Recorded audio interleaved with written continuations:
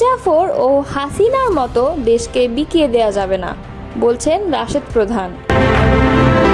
তারেক রহমানকে চীন সফরের আমন্ত্রণ চীনা কমিউনিস্ট পার্টির। পাকিস্তানের সেনা প্রধানকে নিয়ে বিস্ফোরক মন্তব্য সাবেক মার্কিন দূতের। যুদ্ধ শেষ করতে চায় ইসরায়েল, ইরানের কাছে পাঠিয়েছে বার্তা। এতক্ষণ শুনছিলেন সংবাদ শিরোনাম, এবারে বিস্তারিত। জাফর ও হাসিনার মতো দেশকে বিকিয়ে দেয়া যাবে না বলে মন্তব্য করেছেন জাতীয় গণতান্ত্রিক পার্টি সহসভাপতি ও দলীয় মুখপাত্র রাশেদ প্রধান।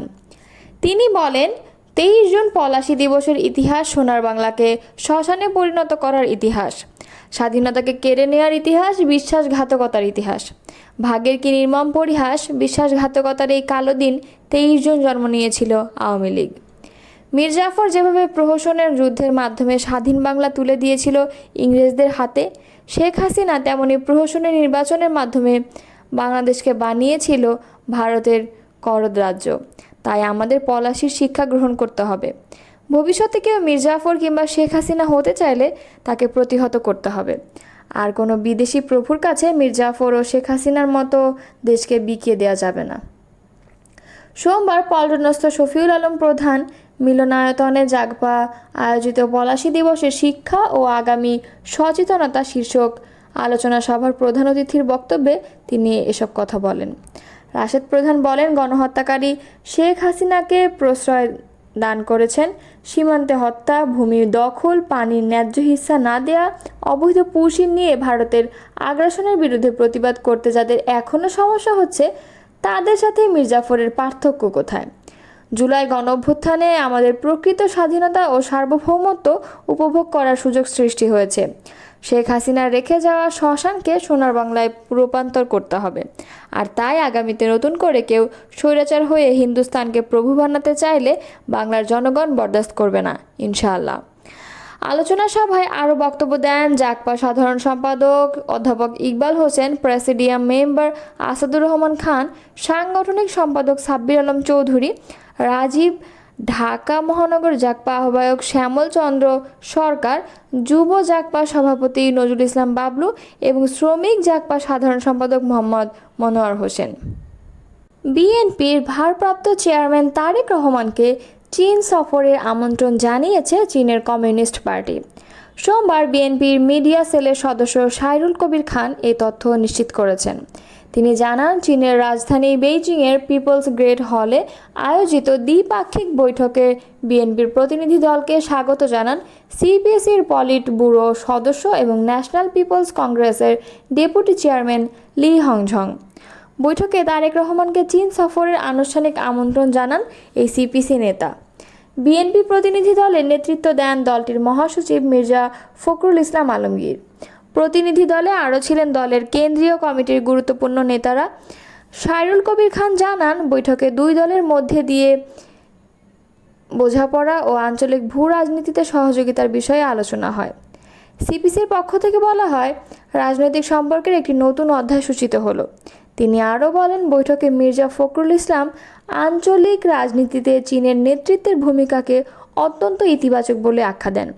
এই ধরনের উদ্যোগকে বহুপাক্ষিক করে তোলার আহ্বান জানান তিনি। বৈঠকে উপস্থিত নেতারা আশা প্রকাশ করেন, ভবিষ্যতে রাজনৈতিক দলগুলোর মধ্যে এমন কৌশলগত সংলাপ আঞ্চলিক শান্তি ও উন্নয়নের নতুন দিগন্ত উন্মোচন হবে। জোর করে নির্বাচন করার পরিণতি সম্পর্কে বর্তমান নির্বাচন কমিশনকে সতর্ক করেছেন বিএনপি চেয়ারপারসনের উপদেষ্টা পরিষদের সদস্য জয়নুল আবেদিন ফারুক। সোমবার সকালে এক সমাবেশে তিনি এই সতর্কবার্তা উচ্চারণ করেন। জাতীয় প্রেস ক্লাবের সামনে তৃণমূল নাগরিক আন্দোলনের উদ্যোগে 14, 18 এবং 24 সালের নির্বাচনে রাতের ভোট করতে সহযোগিতাকারী সব কর্মকর্তাকে আগামী সংসদ নির্বাচনের কর্মকাণ্ডে অন্তর্ভুক্ত না করার প্রতিবাদে এ সমাবেশ হয়। জয়নুল আবেদিন ফারুক বলেন, জোর করে কেউ আর ক্ষমতা দখল করতে পারবেন না। তার প্রমাণ গতকালকে 2 সাবেক প্রধান নির্বাচন কমিশনারের গ্রেফতার। তাই নির্বাচন কমিশন সাংবিধানিক কমিশন। অতীতে শেখ হাসিনা কাজ করতে দেয়নি, তার ফল কি? জেলখানা? তার ফল কি মামলা? তিনি আরও বলেন, তাই আপনাকে উদ্দেশ্য করে বলতে চাই, এখন আর অনিয়ন্ত্রিতভাবে নির্বাচন সম্ভব হবে না। পাকিস্তানের সেনাপ্রধান ফিল্ড মার্শাল আসিম মুনিরকে নিয়ে বিস্ফোরক মন্তব্য করেছেন আফগানিস্তানে যুক্তরাষ্ট্রের সাবেক দূত জালমে খলিলজাদ। তার মতে আসিম মুনিরকে বিশ্বাস করা যায় না। গত 18 জুন ট্রাম্প হোয়াইট হাউসে পাকিস্তানের সেনাপ্রধান ফিল্ড মার্শাল আসিম মুনিরকে মধ্যাহ্নভোজের আমন্ত্রণ জানান। মার্কিন প্রেসিডেন্ট ডোনাল্ড ট্রাম্প যুক্তরাষ্ট্রের প্রথম কোনো পাকিস্তানের সেনাপ্রধান যিনি রাষ্ট্রপ্রধান নন প্রেসিডেন্টের সঙ্গে এমন বৈঠকে অংশ নিলেন। এরপরই সামাজিক মাধ্যম এক্সে দেয়া এক পোস্টে এসব কথা বললেন খলিলজাদ।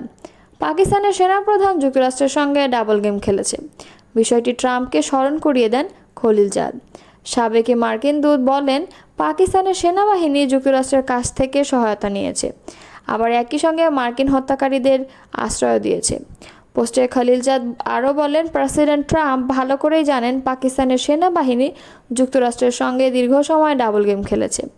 আফগানিস্তানে মার্কিন সেনা উপস্থিত থাকার সময় পাকিস্তান আমাদের কাছে সহায়তা নিয়েছে, একই সঙ্গে আমাদের সেনাদের হত্যাকারীদের মদদ দিয়েছে। একইভাবে 9/11-এর পর সন্ত্রাসের বিরুদ্ধে যুদ্ধের সময় পাকিস্তানের সেনাবাহিনী দুজনকে সহায়তা করেছে, আমাদেরও আবার আল কায়দার সন্ত্রাসীদেরও। খলিলজাদ প্রশ্ন তুলেছে, আমরা কোথায় বিন লাদেনকে খুঁজে পেলাম? পাকিস্তানি সেনাবাহিনীর গুরুত্বপূর্ণ ঘাঁটির একেবারে নাকের ডগায়, কিন্তু পাকিস্তান এখনও ডাক্তার আফ্রিদিকে আটক করে রেখেছে, যিনি বিন লাদেনকে হত্যায় সহযোগিতা করেছিলেন। পাকিস্তানের সেনাপ্রধানের সঙ্গে ট্রাম্পের বৈঠক অনুষ্ঠিত হলে এমন এক সময়ে যখন মধ্যপ্রাচ্যে উত্তেজনা চরমে। গত 13 জুন থেকে ইসরায়েলি ইরান হামলা থেকে শুরু করে জবাবে ইরানেও পাল্টা ক্ষেপণাস্ত্র ও ড্রোন হামলা চালাচ্ছে। ইসরায়েলের হামলায় ইরানে ইতোমধ্যে 600 জনের বেশি নিহত হয়েছে। অন্যদিকে ইরানের পাল্টা হামলায় ইসরায়েলের নিহতের সংখ্যা প্রায় 100। ইসলামী প্রজাতন্ত্র ইরানের সঙ্গে দ্রুত যুদ্ধ শেষ করার পরিকল্পনা করছে ইসরায়েল। এই বিষয়ে যুক্তরাষ্ট্র তার আরব মিত্রদের মাধ্যমে ইরানের কাছে ইসরায়েলের বার্তা পৌঁছে দিয়েছে। আরব ও ইসরায়েলি কর্মকর্তাদের বরাত দিয়ে সোমবার মার্কিন সংবাদ মাধ্যম ওয়াল স্ট্রিট জার্নালের এক প্রতিবেদনে এই তথ্য জানানো হয়েছে। ইসরায়েলি টেলিভিশন চ্যানেল 12-এর খবরে বলা হয়েছে, আগামী কয়েকদিনের মধ্যে অপারেশন রাইজিং লায়নের মাধ্যমে ইরানের পারমাণবিক ও ব্যালিস্টিক ক্ষেপণাস্ত্র হুমকি নির্মূল করে নিজেদের সামরিক লক্ষ্য খুব দ্রুত অর্জন করতে পারবে বলে প্রত্যাশা ইসরায়েলের। আরবের কর্মকর্তারা ওয়াল স্ট্রিট জার্নালকে বলেছেন, ইসরায়েলকে এই অভিযান শিগগিরই শেষ করতে চায় বলে যুক্তরাষ্ট্র তাদের আরব মিত্রদের মাধ্যমে ইরানকে বার্তা দিয়েছে। তবে যুক্তরাষ্ট্রের হামলার জবাব দেওয়া ছাড়া ইরান এখনই অভিযান শেষ করতে চায় না। ইসরায়েলি এক কর্মকর্তা রোববার টাইমস অফ ইসরায়েলকে বলেছেন, ইরান পারমাণবিক কর্মসূচি বাতিল করতে রাজি হলে ইসরায়েল এখনই বোমা হামলা বন্ধ করার জন্য প্রস্তুত আছে। তিনি বলেন, এই অভিযান বন্ধের বিষয়টি আমাদের উপর নয়, বরং ইরানের উপর নির্ভর করছে। আমরা চাইলে এখনই শেষ করতে পারি। সেক্ষেত্রে যদি একটি চুক্তি হয় তাহলে ইসরায়েল তার অভিযানের ফলাফলে সন্তুষ্ট থাকবে। চ্যানেল 12-এর প্রতিবেদনে বলা হয়েছে, অভিযান শেষ করার দুটি পথ খোলা রয়েছে। প্রথমত, ইসরায়েল একতরফাভাবে ঘোষণা করতে পারে যে তারা তাদের যুদ্ধের লক্ষ্য অর্জন করেছে এবং ইরান ক্ষেপণাস্ত্র হামলা বন্ধ করেছে। দ্বিতীয়ত, উভয় পক্ষই যুদ্ধবিরতিতে সম্মত হয়েছে বলে যুক্তরাষ্ট্র ঘোষণা দিতে পারে, যদিও ইসরায়েল এটিকে কম গ্রহণযোগ্য হিসেবে মনে করছে। তবে ইরান ক্ষেপণাস্ত্র হামলা বন্ধ না করলে ইসরায়েল আরও জোরালোভাবে পাল্টা হামলা চালাবে, আর এই হামলার প্রধান টার্গেট হবে ইরানি শাসক গোষ্ঠী। ইসরায়েলি সংবাদ মাধ্যম ওয়াল্লা বলেছে, সোমবার তেহরানের কেন্দ্রস্থল সরকারি নিয়ন্ত্রিত বিভিন্ন স্থাপনায় হামলার মাধ্যমে ইসরায়েল এক ধরনের বার্তা দিতে চেয়েছে। সেটি হলো, ইরান ক্ষেপণাস্ত্র হামলা বন্ধ না করলে ভবিষ্যতে এই ধরনের ইসরায়েল